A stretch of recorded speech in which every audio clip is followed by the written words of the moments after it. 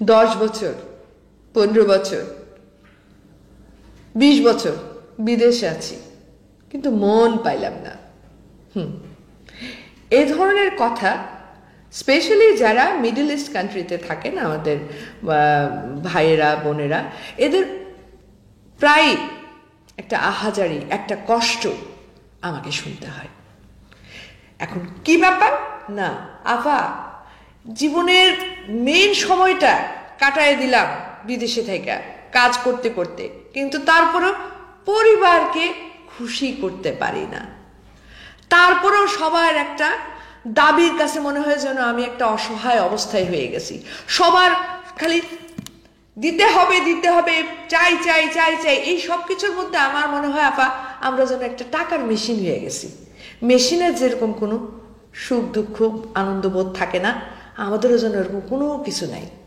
অর্থাৎ পরিবারের সবার জন্য নয় কিন্তু ভিডিওগুলো, বাট অধিকাংশ ক্ষেত্রে বেশিরভাগ মানুষের চোখের পানি পড়ে, কষ্ট হয় যে আপা আমরাও তো মানুষ। পরিবার এটা ভুলা যায়, পরিবার ভুলা গিয়া দুঃখজনক হলো সত্য যে পরিবারের লোকজনরা এই মানুষটাকে, যে মানুষটা বছরের পর বছর, স্পেশালি আমার যে গালফ কান্ট্রি যারা আছেন, তারা প্রবাসী ভাইরা, যারা ভাইয়েরা আছেন, বোনেরা আছেন, বছর পর বছর করেও কিন্তু কোনো সিটিজেনশিপ নাই, কোনো রকমের কিছু নাই।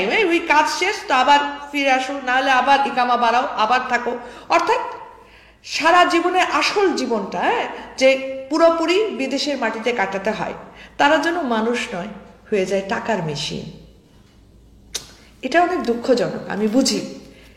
আমাদের পরিবারের মানুষদের বুঝতে হবে।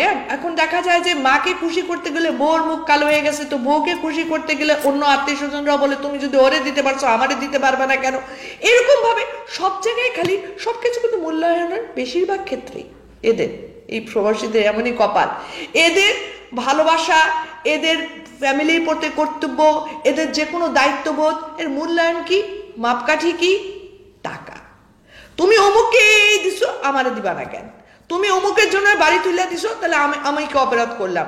অথবা দিছো কেন, এই জন্য তোমার লগে কথা কমো না। অর্থাৎ সবকিছুতেই এই মানুষটাকে হতে হয় জেলের আসামির মতো, সবকিছু তোর দোষ তোর দোষ তোর দোষ। কিন্তু যে টাকা নিয়ে তার সঙ্গে এরকম মহাখাপ্পা হয়ে যাওয়া হয়, যে টাকার জন্যই তার সঙ্গে আমরা এরকম ব্যবহার করতে থাকি, সেই টাকাটা রোজগার করতে গিয়ে এই মানুষটা ঠিক মতো খায় কিনা, এই মানুষটা সত্যিকারে একটু বিশ্রাম নিতে পারে কিনা, এবং এই মানুষটা দিলে একটু শান্তি আছে কিনা, সেটা কিন্তু কেউ ভাবে না। সবাই কিন্তু এই মানুষটা যখন বিদেশ থেকে ফোন করে, বেশিরভাগ ক্ষেত্রে আমি বলছি যে দেখা যায় একটা আগ্রহ নিয়ে কথা বলতে চায়, কারণ আসলে তো দেশের মাটি, দেশে আপনজন। বিদেশে পড়ে থাকলে কিন্তু মন তো পড়ে থাকে দেশের মাটিতেই। যখন বইলা দুইটা কথা বলতে চায় যে তোমাদের খবর কি, তার আগেই শুরু হয়ে যায় কি, তার আগে শুরু হয়ে যায় দাবি দেওয়ার বিশাল বড় একখানা লিস্ট। ওর তার আগে শুরু হয়ে যায় ওইটার বিচার করো, সেটার বিচার করো। আরে দেশে থাইকাই বিচার করা যায় না, কিন্তু এত অভিযোগ থেকে কেন তুমি বিচার করতেছো না? বিদেশে থেকে বিচার করতে হবে, এবং সবকিছুর জন্য তাকে আর দোষারোপ করা হয়। একবারও ভাবা হয় না যে সারা মাস কঠিন পরিশ্রম করে যে মানুষটা রক্ত, আমি তো বলেছেন রক্ত, বিন্দু বিন্দু রক্ত, ঘাম না, এইগুলোর বিনিময়ে যে টাকাটা পায়, তার খুব ছোট একটা অংশ নিজের জন্য রাখে, যেটা না হইলেই নয়। আর বাকিটা সবই কিন্তু এদের হাসি মুখের জন্য দেওয়া হয়। এই মানুষটাই কিন্তু খুব একটা ভালোভাবে জিজ্ঞেস করা হয় না যে তুমি যে কষ্ট করতেছো পরিবারের জন্য, আসলে তুমি অনেক বেশি করছো। আসলে তোমাকে পেয়ে আমরা ছেলে হিসেবে হোক, স্বামী হিসাবে হোক, হ্যাঁ আমরা গর্বিত, ভাই হিসাবে হোক আমরা গর্বিত। তোমার মতো একটা মানুষ একটা পরিবারের জন্য অনেক কিছু। কই, সেই ধরনের কিন্তু প্রশংসাই মানুষটা শুনতে পায় না, চায়ও না। এটা বললেও আমি সত্যি কথাই বলবো যে এইগুলো কেউ শোনার জন্য, যদি বলতো যে আগে প্রশংসা করো তাহলে সবকিছু করবো, সেটা নয়। তার মানে কি, এ চায় না, কিন্তু মনে মনে আশা করে। কিন্তু এই আশার কথাটা আমরা কবার বলি, কবার আমরা তাকে বলি যে না এই মাসে টাকা দিও না, এই মাসে টাকা দিয়ে তুমি কিছু কাপড় জামা কেনো, এ মাসের টাকা দিয়ে একটা ভালো হোটেলে গিয়ে খাও, এ মাসের টাকা থেকে কিছু জিনিস নিজের প্রয়োজনীয়, গায়ের কম্বলটা হলেও একটা নতুন কেনো, সেই যে 10 বছর আগে যে কম্বলটা কিনছিলে এটাই তো গায়ে দিতেছো। আর প্রত্যেকবার আসার সময় কিন্তু কম্বল, নতুন নতুন কম্বল বাড়ির জন্য নিয়ে আসা হচ্ছে। খুব কম্বল দিয়ে কথাটা বললাম, শুনতে অনেক ছ্যাঁচড়া মনে হতে পারে, বাট সত্য। আমি সবাইকে বলবো, যারা আমরা দেশে থাকি, পরিবার পরিজন, যারা ওই যে টাকার মেশিনটার দিকে খালি আঙুল দেয়া বলতে থাকে যে দাও দাও দাও দাও, তারা একবার মনে করতে হবে এই মেশিনটা কিন্তু একটা হৃদয় আছে, এই মেশিনটার কলজার মধ্যে কিন্তু রক্তপাত হয়, বলতে পারে না, বেশিরভাগ ক্ষেত্রে এরা ভেতরে ভেতরে কষ্ট পায়, এদের অনেক কান্না আমি শুনি।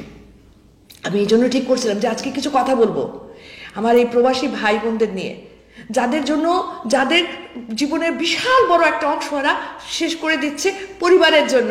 ওয়ারেস পরিবার তিল থেকে তাল যদি একটু 19-20 হয়ে যায় তাহলেই কিন্তু আঙুল দেখায় তারই দিকে।